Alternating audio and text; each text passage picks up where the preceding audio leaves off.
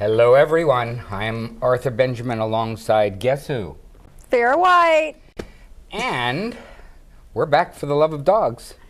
We've talked a lot about big dogs lately, but today we're going to talk about little dogs. In fact, one of the smallest, the Chihuahua Rescue, is here today. And we will talk with Wendy Gullman, and she'll tell us all about Chihuahuas and the Chihuahua Rescue. And we'll meet Karen Hales from Critters Looking for Homes. This organization is helping to educate North Texans about animal rescue. And have you heard of dog shaming? We'll explain what it is later in the show, and you're really in for a treat. Absolutely. But we begin today's show with the little guys, the Chihuahua Rescue.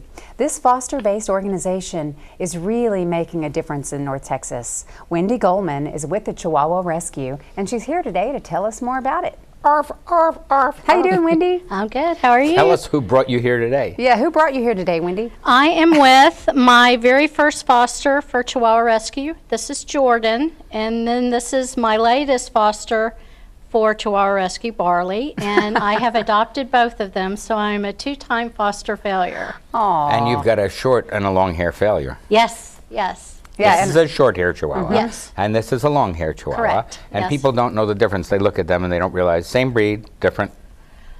What's really wonderful about Chihuahuas is that they come in every color, every coat. I have a long coat at home that has more curly hair. And the long coats seem to have a little bit of a different temperament. That's my own personal research, but that they seem to be a little bit calmer than the smooth coats. Really? I notice. Okay. Although this guy Jordan seems to be pretty calm. He's old.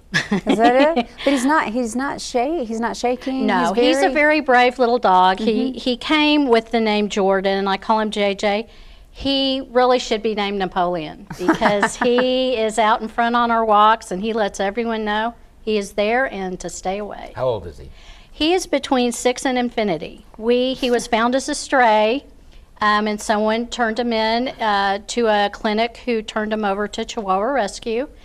And one of the things Chihuahua Rescue does is fully vet every dog that comes into the rescue. Oh, nice. So he was neutered, he was given a dental, he had his luxating patella fixed, which is when they have bad knees. That's a breed issue with Chihuahuas. They can have the luxating patella. He was given heartworm. He was heartworm negative, but all our fosters, as I like to say, when you get them, when you adopt them, they are good from the rooter to the tutor. We have fixed them up. And we foster all the dogs in our homes. And so when you adopt from us, you know what you're getting. We know their quirks, their personalities, issues you might want to watch out for. So you know what you're getting when you adopt. Luxating patella is not communicable. It's a No, floating, it's a floating kneecap. It's a Yes. floating kneecap. That's funny. Yeah, it sounds a little more ominous than it is. Yes, but he gets some, joint supplements and things to help keep his joints strong. But Chihuahuas really are wonderful, wonderful dogs. They're smart, they're trainable, they're good if you live in small spaces. They are not the best dog to adopt if you already have small children. Because children love to pick up the dogs and carry them around, and Chihuahuas if they're small, can be a little fragile.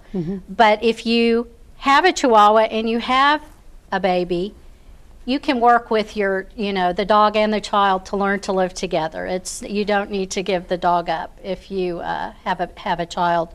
What's the history of the organization, and when did you get involved? JJ, speak up. That question's for JJ. Yes. Chihuahua Rescue started as actually a Chihuahua list of Chihuahuas needing transport out of bad situations. And so they would transport relay style, and it evolved into what is now Chihuahua Rescue, where we... Okay. Hush. All right. That's actually... That's cute. It is isn't it? cute. That's so cute. They They're see so protective. something I don't see. Well, they see the the ghost. our friend, the makeup artist, crawling around on the floor. Anyway, so our organization, we're in the Southwest, Southeast. We're a little bit in the Midwest. So we have volunteers across the country now. We adopt out hundreds of dogs a year. We do a vet check, a reference check, and the vet check is to see that your dog is on, if you have pets, that they're on heartworm, that they've been spayed or neutered. We come to a home visit, and it's not to be intrusive, but it's to make sure your fence is solid. Chihuahuas don't live outside, but My fence is solid. Chihuahuas are not outside dogs, but they do need to go out and do their business. So we want to make sure that they stay safe in the yard. Do you have a lot of volunteer families that foster? Yes, we do, and we always need more. Okay. And to be a foster, you foster the dog anywhere from a month, maybe it's 6 months. I fostered Jordan for quite a while, and he was adopted but came back. So that's when I decided maybe he needed to just stay with me. But we do a home visit for each potential foster, and your dog's the same criteria for if you want to adopt. So how do you raise money? We have a fundraiser that we just had this past weekend called Chiesta, and all the Chihuahua lovers come. They bring, the dogs they've adopted, other Chihuahua lovers in the community.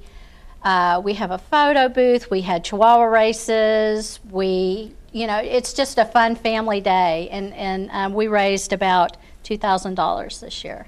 Wow, that's great. That's really great. So what does it take to run your rescue a year if you raise? Well, to vet a dog is anywhere from $250 to $650. And our adoption donation that we request when you adopt a dog is $200 for an adult dog and $225 for a puppy. That goes back into the pot to pay for the next dog. And when I say $250 to $650, that's at the rescue rate. We have vets that give us a rescue rate. So if you were to try and vet a dog for that, a fully vet, you would not be able to. Now, do you have a lot of dogs for adoption available right now? Yes, we do. We do. Nice. If you go to our website, it's www.chihuahua-rescue.com. We have, in the Southwest area, we probably have 10 to 15 dogs available. Okay, and so that's how people can help, is they can go to the site and they can either make a donation, Yes. or they can go to the site and find out more about being a foster. Yes. And then clearly, I guess you have any events that you have, so the one. Yes, so our I- adoption events, we do monthly adoption events. You can come great. out, we call them meet and greets. You can Great. come meet, dogs that you potentially might want to adopt. I did want to say something about, we have a Best Friends program. We have some special needs dogs because Chihuahua Rescue is known for we take sick, we take infirm, we take senior dogs. And we have 2 dogs. One is Baron. He is a Chihuahua Pug mix, and he came into rescue with a broken leg and ended up having to have it amputated. Oh dear. And as he's aged, his knees are going bad. Oh, no. He needs a cart. So he needs some help. He needs some help. And then another one is Ariel, who was found in a ditch not long ago in dear. Arlington, Oh, dear. obviously abandoned by her family. A Chihuahua should weigh, let's say, 5 to 7 pounds. A big one that I call a Chihuahua, maybe 9 or 10. Oh, how funny. Ariel weighed 25 pounds. Oh my goodness, so she needs some help too. Yes, she Okay. needs a lot of special A care to lot get of her care. down to, the vet says 9 pounds. So if you want to help these dogs and to learn more about Chihuahua Rescue, go to chihuahua-rescue.com. And thank you so much to Wendy for being here and all that you do with the Dallas Film Society and the Film Festival, and clearly the Chihuahuas that you have taken in. It's Chihuahua. Chihuahua. Hi, Chihuahua. We're going to take a short break, but when we come back, we're going to take a look at another North Texas rescue organization, Critters Looking for Homes. So stay with us. Hi, Chihuahua. Hey, Chihuahua.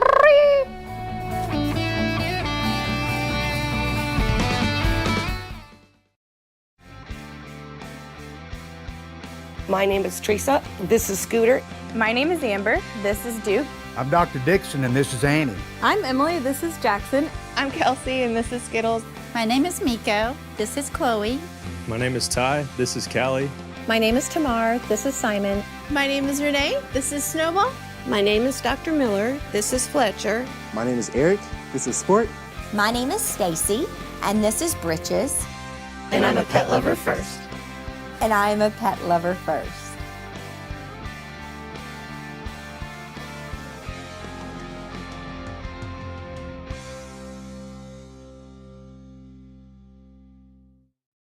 So, I just moved in with this family, and it's embarrassing. The little one, he likes to go outside and crawl around in the giant litter box. I don't know what he's doing. I mean, I was born and I knew how to use the litter box. Look at that. That's disgusting. Oh, poop already. You're making me nervous. Oh, okay, I can't look at this anymore. I really hope he grows out of this, for his sake. So, I'm kind of new here, but I've noticed a trend. My human does this funny thing where she goes around and gets all my toys, and then she hides them in that basket by the door. You know, but it's always the same basket, and it's always in the same place. And then she acts so surprised when I find them, but, you know, she's putting them in the same basket. Again. It's like, hello, that's where you put it last time. You were the worst at hide and go seek. Every year, families in North Texas unknowingly spend hundreds of thousands of dollars in support of neglect, abuse, and disease. When you buy a puppy from a parking lot or flea market, you could be supporting the cruelty of puppy mills that profit from dogs bred in abusive conditions. Help us stop the cycle. To learn how, go to spca.org/no-puppy-mills and take the puppy pledge.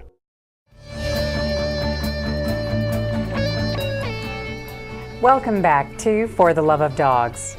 Our next guest is a lifelong animal activist who has always lent a hand to a dog, cat, or other animal in need. Karen Hales is now with Critters Looking for Homes, and she joins us to talk more about her mission in helping animals. Welcome, Karen, and who's the critter? This is Rufus. Rufus knows his name. Rufus knows his name.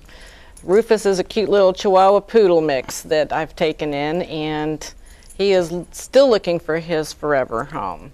So Rufus is available? Rufus is available. Bandit, do you like Rufus? Hi, Rufus. Hi, Rufus. Say hi. Hey, boy. Hi. How sweetie pie. Oh, what a sweetie pie. Look at that. Instant kisses. Yeah. So where did your love for critters come from? I think I was born with it. I've always brought home dogs since I was old enough to walk home from school. The strays just seemed to follow me. And so it has just over time developed into where I've become a true activist in helping purposely get animals off the streets. So do you remember the first animal you ever helped? Yes, I do. Who was it? His name was Pooh.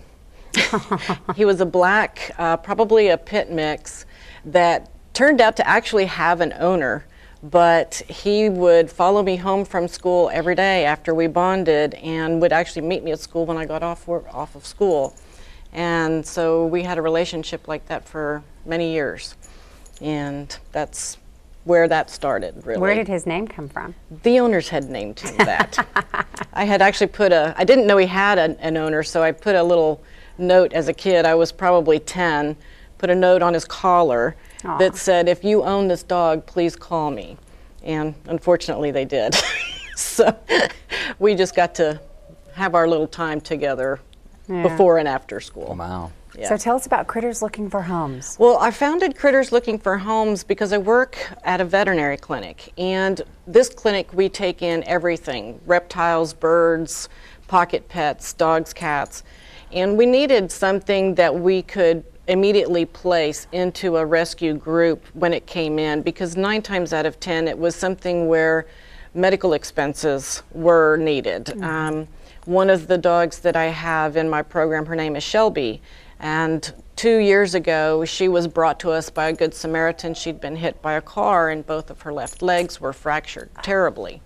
So we took her in, and we took care of her legs, and she's now healthy and happy, and also looking for her forever home. Yes. Shelby. So, yes. Well, and so you had said reptiles, and I'm guessing birds also? Birds, yes. I have an eclectus bird at the house right now. What's beautiful. an eclectus? Yeah. He's a big green parrot, and he is actually good. He would make a good first big bird for somebody because he's easy to take care of. But apparently, he was owned by a breeder.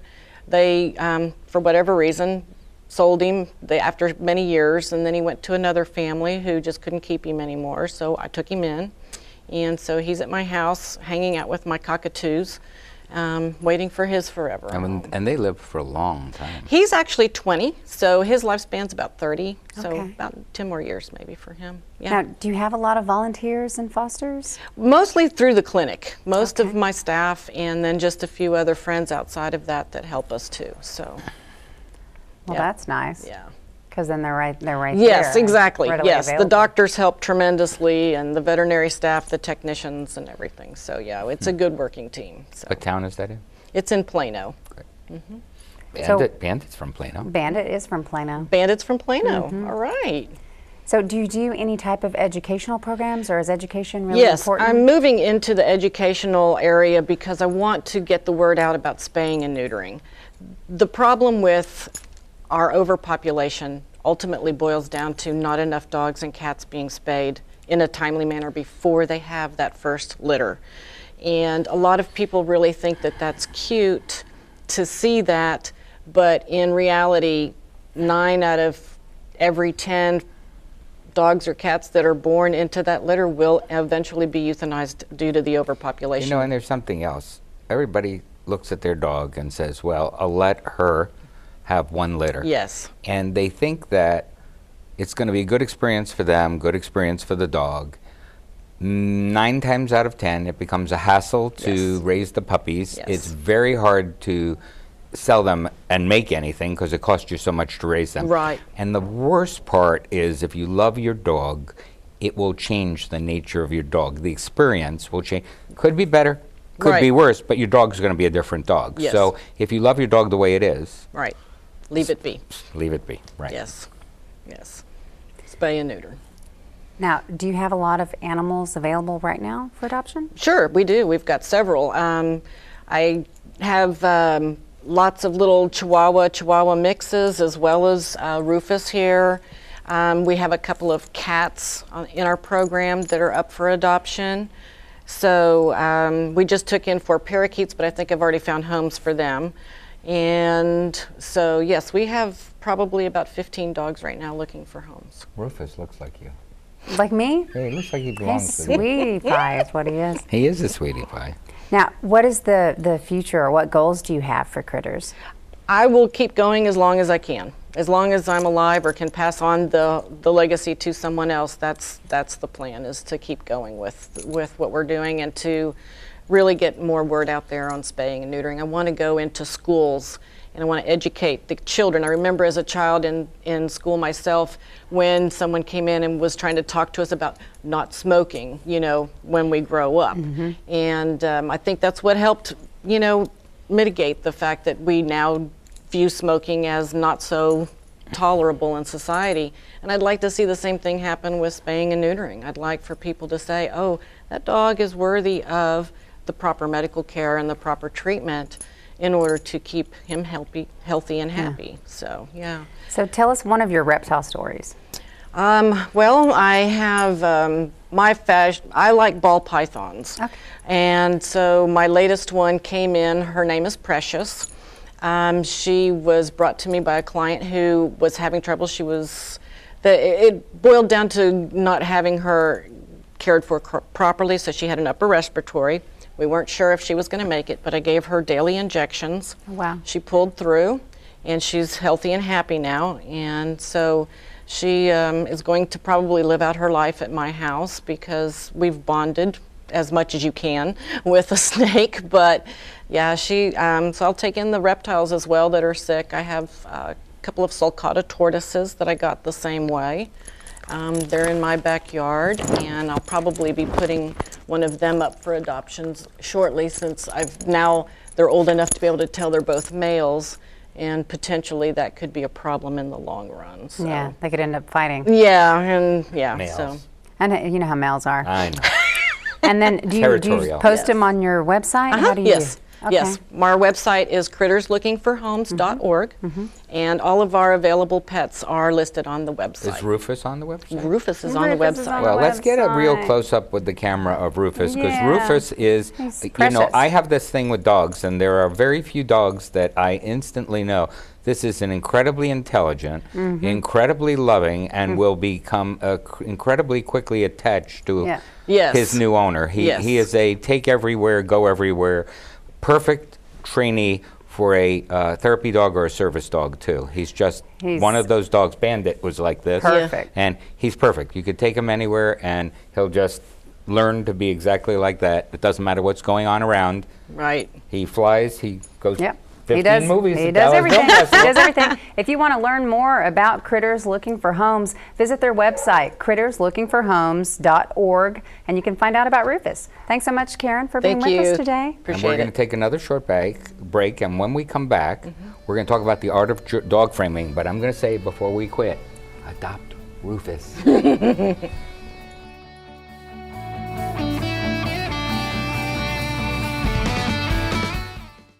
Know what? What? Since I got adopted, I've learned a lot about these humans. I know. I mean, check out these two. It's Flirt City over here. Yeah, I noticed that. It looks like my human is definitely into your human. Oh, look! I think she's getting his number. Nice. Your human's got some sweet moves. Takes after his dog. Oh, look, they're doing that thing where they put their arms around each other. She kicked up a leg. It's like in the movies. That's awesome. Looks like we're going to be hanging out a little bit more. Hi, I'm Sheryl Crow, and I'm a musician and a mother, and this is Buttercup. She's also a mother, but not by choice. She's a survivor of a puppy mill. Buttercup spent her life in a dirty wooden hutch, forced to produce litter after litter. She never went to a veterinarian or a groomer. She never had a soft spot to rest or a kind touch. She existed this way in cruel isolation year after year. Puppy mills are mass production factories where mother dogs suffer their entire lives, producing nearly 100% of puppies sold in pet stores and on the internet. When these dogs are no longer able to produce, they are often destroyed. Buttercup's nightmare ended the day Animal Rescue Corps saved her life. She finally knows what it means to have a loving family.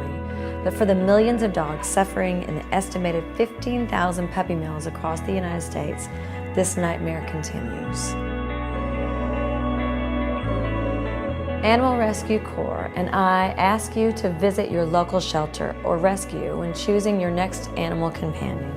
You will not only be saving a life, you will be helping put an end to this cruel industry. Please go to animalrescuecorps.org to learn more about ending puppy mills. Buttercup and I thank you.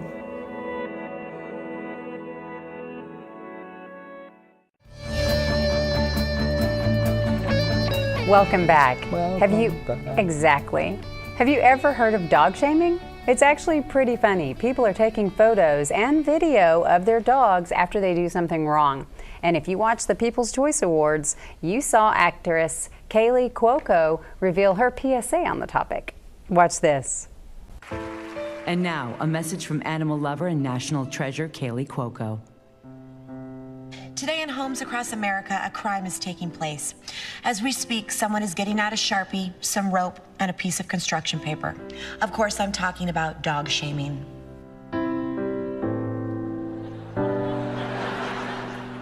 Every 9 minutes, a dog is shamed by their owner.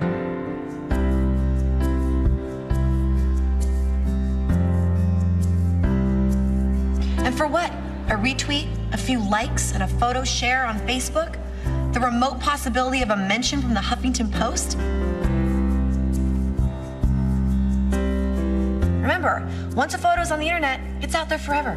Even the one that kind of looks like you, but in no way is you, because first of all, I look way better than that, and secondly, I would never act that skanky. So, let's all remember the most important thing. Dogs can't speak English, so it is up to us to speak for them. So I say, let's let dogs just be themselves. If your dog decides to have diarrhea behind the TV or over the power cords, that's just between you and them. Let's leave public shaming where it belongs with the Kardashians. Thank you.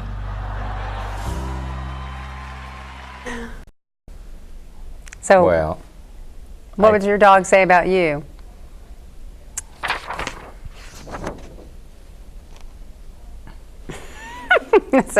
It's true. It's embarrassing. Well, what do you do? You know, somebody walked up to me in an elevator and said, he's a service dog. What kind of service dog is he?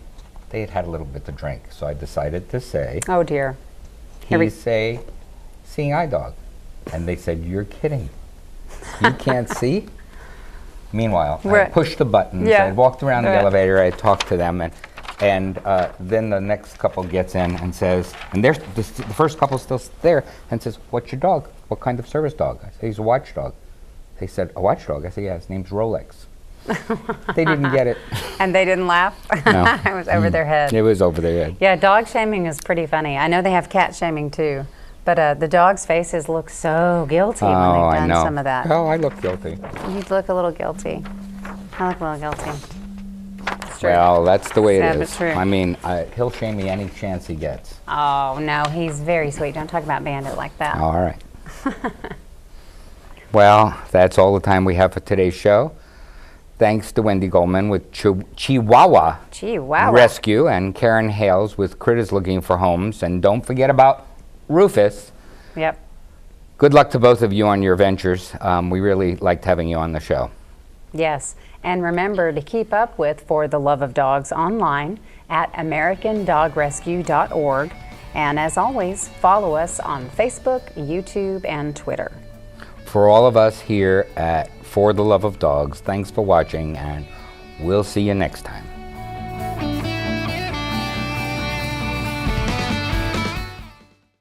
So, I got this new family, and I don't know what it is about this one, but she can't seem to put down that toy all day long.